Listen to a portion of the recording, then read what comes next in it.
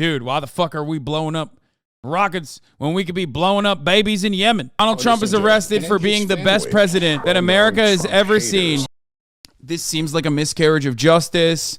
In other news, we are now moving on to Elon Musk, who had a pretty important rocket launch, which unfortunately exploded and failed. As much as I hate Elon Musk, I don't hate the fucking engineers that work at SpaceX. They're working their goddamn best. Fuck Elon Musk and all, but I think the final frontier is achievable. It is well within our. It's something that we can. It's something that we should continue focusing on. I think it's a great thing overall. I'm a fan of SpaceX and what they do. It's all NASA JPL shit anyway. But at least it launched, so that's a bit of a success. Following some breaking news this hour, SpaceX's Starship rocket. I gotta pee. I'll be back. The company is calling a quote rapidly unscheduled disassembly, which means to you and me, the launch was a failure. Short time ago, SpaceX launched the Starship rocket. The hope is that it will eventually take people to the moon and someday even Mars. CBS News space analyst Bill Harwood is at the Kennedy Space Center in Florida following this for us. Bill, thanks for joining us. What happened? Yeah, so tell us what happened.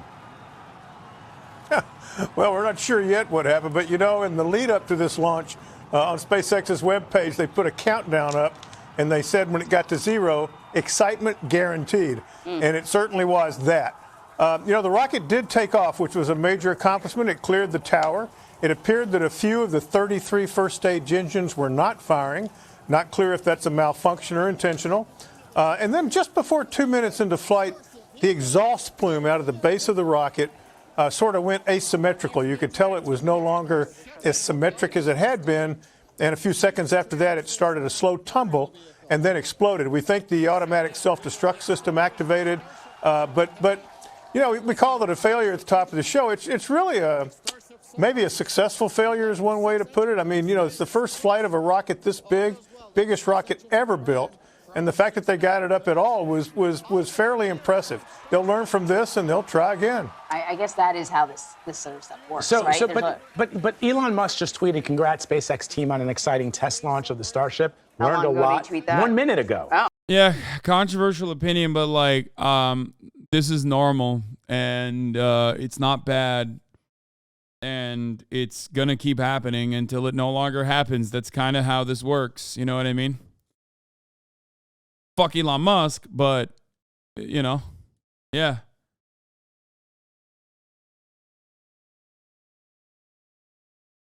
Welcome to aerospace engineering. Exactly. I don't know. As much as I love shitting on Elon Musk, the reality is that this is how these kind of launches work. And this is part of the reason why, regardless of how much fucking people hate Elon Musk, even people like my brother will still say, at the very least, SpaceX is able to make these kinds of things without additional government scrutiny and oversight as a private company. That is the one advantage that SpaceX has over NASA, because a lot of people look at this and go, what a big waste of fucking funds.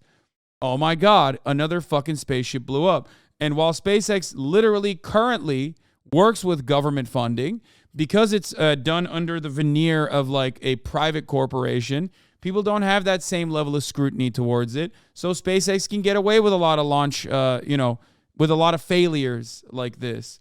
And, that's how aerospace engineering works. There's a shit ton of failure until it basically works. And then it's no longer a failure.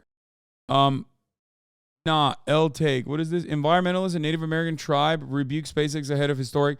Oh, yeah. There is this component, by the way. The issue here is that the place that they're actually launching from what I understand, is that SpaceX elected to build its launch site in the middle of a one-of-its-kind preserve for migratory seabirds, some of which travel thousands of miles to lay eggs there. So that element of it is actually fucked up. I will say that is actually fucked up. Because anytime you do stuff like this, you have to be very careful A big chunk hit a car parked nearby. Wait, really?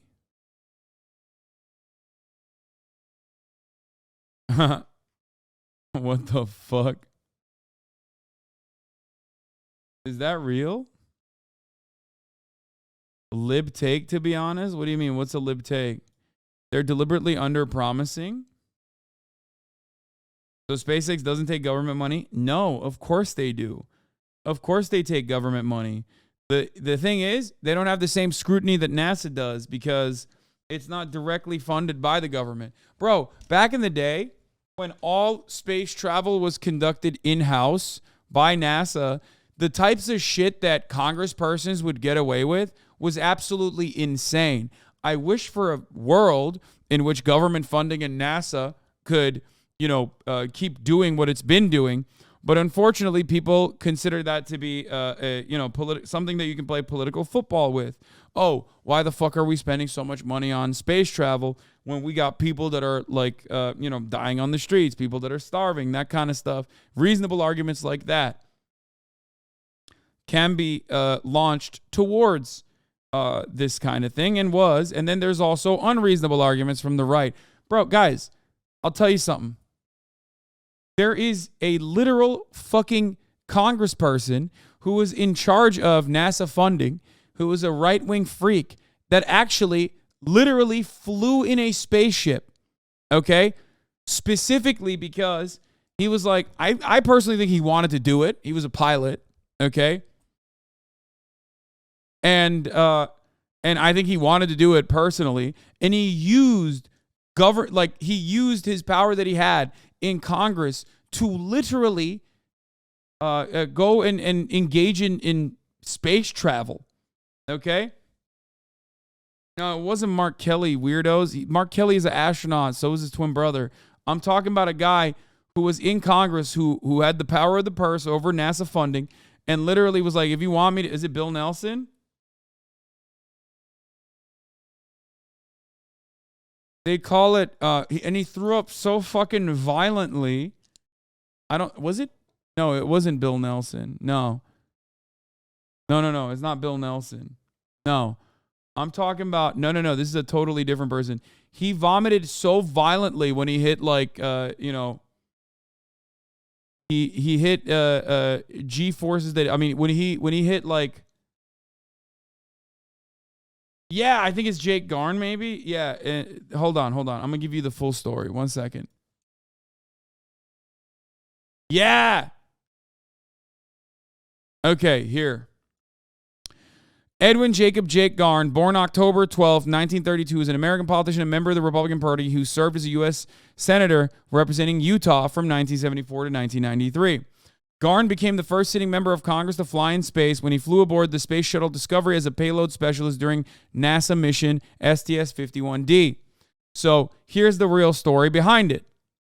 He literally was the chairman of the Senate Banking Committee, and he asked to fly on the space shuttle because he was the head of the Senate Appropriations Subcommittee that dealt with NASA and had extensive aviation experience. He had previously flown a B-2 Spirit prototype and driven a new U.S. Army tank. He liked to play with toys. He began publicly asking NASA about flying on the shuttle, and the agency had long planned to fly citizen passengers, blah, blah, blah.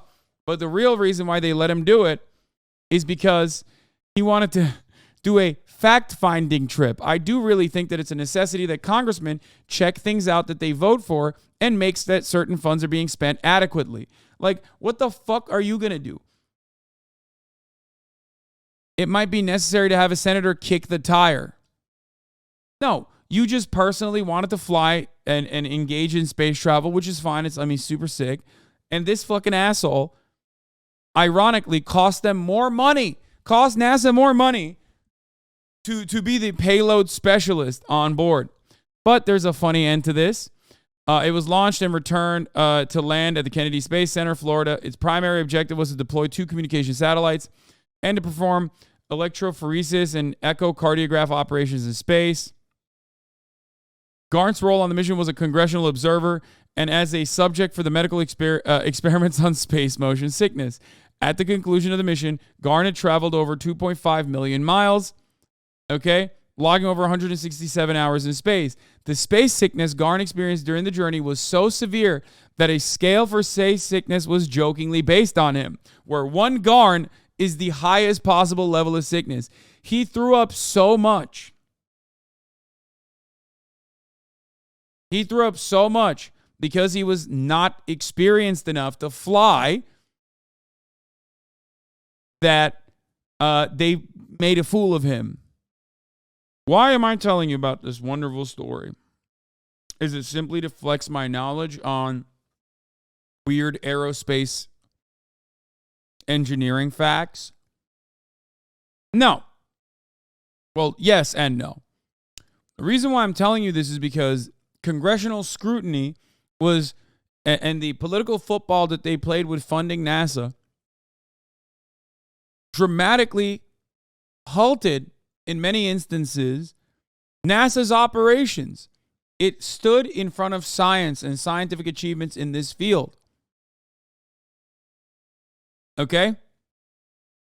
This is why, unfortunately, in our current organization of the economy and how the American government works, that's why I say, or that's why at least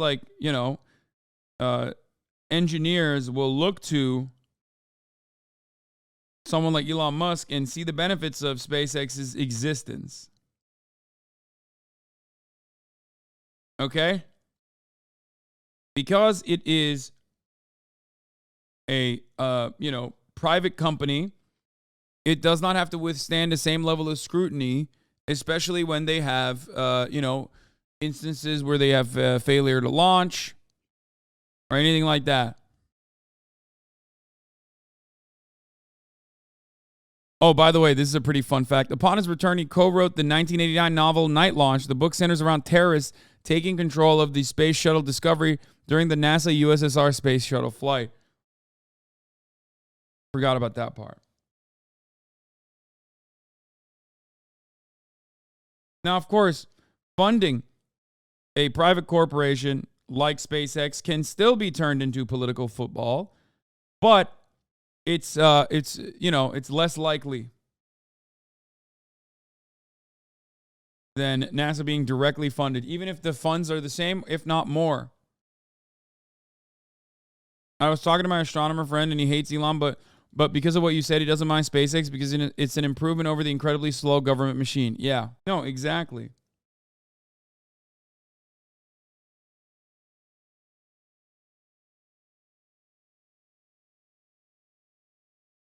This is what a lot of engineers say about it.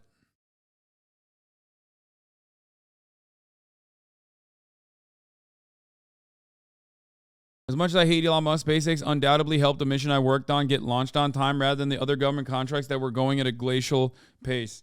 Yes. A lot of the glacial pace that you talk about with respect to government contracts come from the reality that government funding is very delicate when it comes to scientific achievements. Government funding for oil subsidies, endless. You can literally light an entire oil rig on fire, knowing full well that 80% of energy subsidies are still going to your industry. Okay? But government funding for scientific pursuits is always a fickle bitch. So they have to stay and be very deliberate, be very careful, not to take any missteps. There's a lot of, you can't be imaginative. Okay, the slow government machine that went from farmers to space travel in one-time USSR. My friend, I'm talking about the United States of America. Of course, I talk about how the USSR went from potato farming to beating the US in the space race. And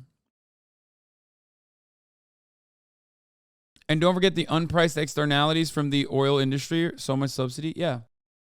This dumbass country has spent hundreds of millions on underwater rodent husbandry. I hate the selective whataboutism that hogs and libs use to criticize funding. Yeah, but, everybody picks and chooses. Everybody hyper-focuses on what's in front of their fucking face. And, people do have the capacity to get, really, really, really fucking aggro when, manufactured outrage campaigns work. That's what I mean. So it's 10:01. He tweeted that 1 minute ago. Does he not know, or is it what Bill is saying? But Bill is saying this is part of the process. You got to lose a few rockets. Okay. Exactly. Okay, then. Elon is in mission control down in Texas. He was there witnessing every bit of this, and he's been encouraging to the team all week. So, no, I think he was saying congratulations because, he said before launch there was a very good chance that this would not succeed the first time out of the gate. As it turns out, he was right. How is a rocket blowing up in the middle of the sky owned by the richest man on earth manufactured outrage? Wait, what? No, man. No, I'm not talking about that. I also have a different take on this. Like, this is the one fucking instance where perhaps it's because I have, a little bit more knowledge over aerospace engineering and what it takes to fucking, make cutting edge technology in this field. But like, I have a different perspective on this. But what I was talking about with respect to manufacturing outrage is like, if this happens under NASA, every Republican's like, dude, why the fuck are we blowing up rockets when we could be blowing up babies in Yemen? You know what I mean? We need to give more money to Raytheon. Make sure we're making rockets that blow up not on U.S. soil, but blow up on Yemen, dog. Blow up on Mexican cartels. Like, do you understand?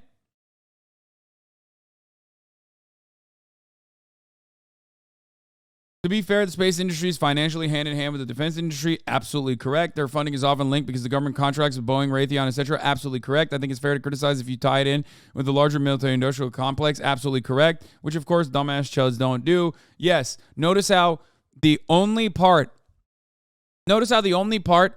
of this kind of scientific achievement, this kind of R&D that is heavily scrutinized, is the one that doesn't directly pertain to blowing up children. Yes, you are correct.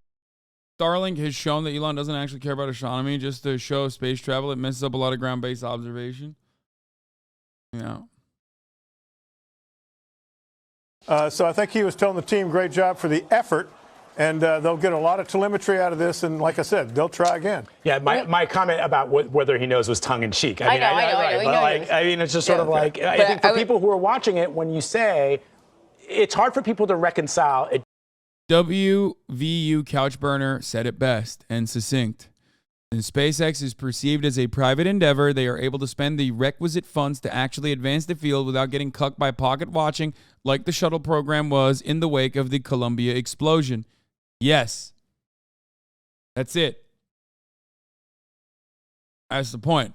That is precisely the point I've been making this whole time. It didn't work it was successful, even if it didn't work. Yeah, but failure, as we know, for most things that are hard to do, the road to success includes a lot of failure. Sure. That's how you get there. Though it seems like a very expensive road. How significant is this project? Why is Elon Musk spending so much time and energy and money? I'm not saying this is a stun log or gotcha. I'm just new at this, and I would genuinely like to how we would arrive at something like SpaceX via a social or a communist organization of the economy. Look no further than the USSR, which we also mentioned, collectivized over the course of, not through like, chattel slavery, but over the course of a much shorter period of time, and went from a nation of potato farmers who were in a state of disarray to a nation that was able to beat the United States in space travel. Never forget, USSR went to space first. Yuri Gagarin went to space first.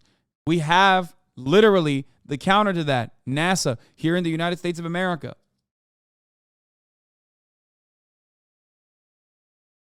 Okay? So no.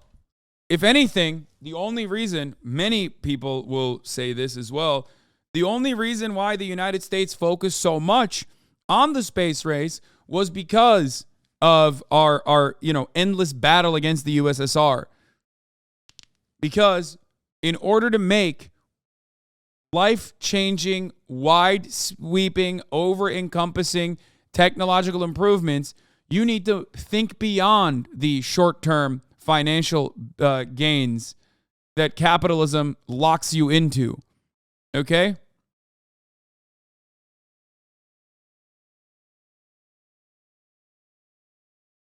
Capitalism forces you into thinking about short-term profits over long-term technological improvements.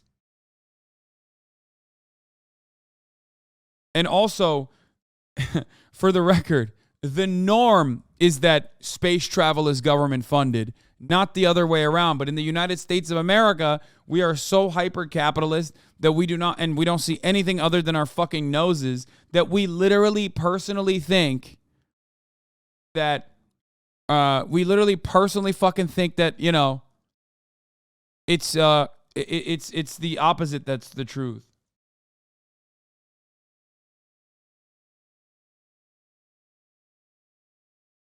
We were so cucked by the Soviets that we had to contract Nazis to help develop our mid-space program. First of all, that's Operation Paperclip, and there's truth to that, but the USSR did that too, okay? There was a lot of fucking rocket scientists that the USSR also took, a lot of rocket science on the Nazi side that the USSR also took advantage of. So don't act like that was a one-sided affair, okay?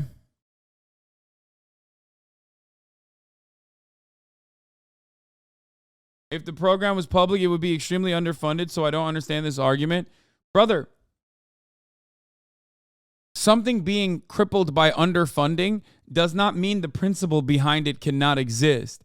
That's why I said the norm with successful space programs, including historically successful space programs like the USSR's space program, is that the government funds it. Only in the United States of America is there a legitimate issue with government funding space travel. Okay? Hello. Hi. Why is this always such a difficult subject matter to parse through without people understanding what I'm saying? I feel like maybe I'm not doing a good job as an orator. Money on this. Astronauts down to the surface of the moon in just a couple of years, if all goes well. It's a big question mark. Can they get there in time? Can they perfect this rocket in time to meet NASA's schedule? But it's an absolutely critical piece of equipment for both NASA and for SpaceX. All right. Bill Harwood, always great to have you breaking it down for us. Thank you. Yeah, I mean, this is a complex industry that a lot of people have that come with preconceived notions. And there's valid ones too. Its ties to the defense industry is a valid point of contention. It's the conversation surrounding like why we're funding this when there's like fucking starving children in this country is a relatively reasonable one. But there are definitely areas where you can make that argument make a much better argument to take funds away from. So, you know.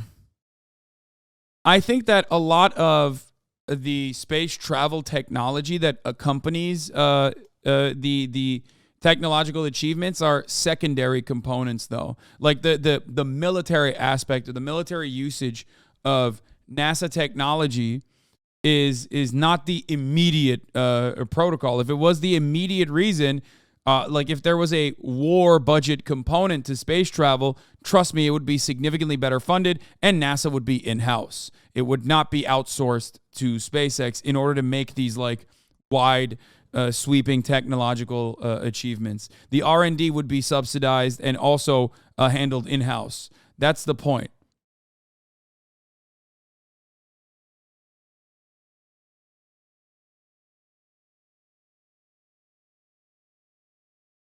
Most original tech was government driven? Yes.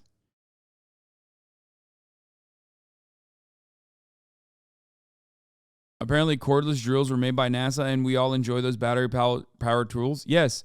Also flammable material like or the shit that like firefighters wear. Velcro. Like there's so much.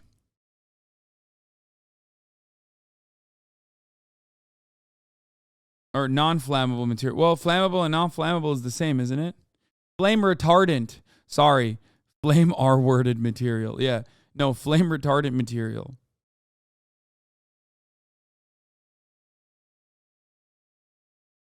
Flame propagant.